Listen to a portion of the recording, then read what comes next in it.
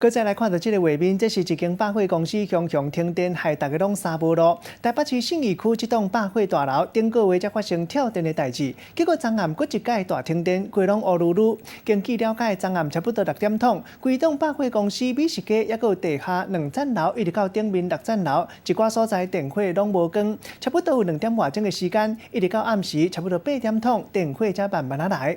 业者调查可能是因为照明设备有问题，有各样的情形。和家电系统无关系，也毋过强无电火，害大家拢是乌卜卜伫咧踅街，到底损失有偌济，都要进一步了解。百货公司内底规个暗飕飕来到地下室，明明是食饭时间，毋过煞拢无人，民众踅百货公司踅到一半，熊熊停电，大家拢听到。有点可怕，没有，有点暗啦，就是还蛮暗的。然后我以为是我走错地方之类的，以为他们已经关门了这样。本来真闹热的百货公司，熊熊变到暗暝暝，就惊人客发生危险，工作人员赶紧把人客带去较光的所在。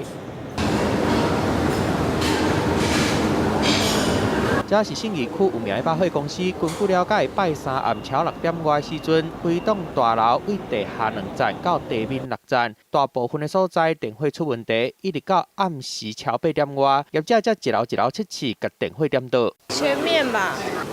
我以为什么活动。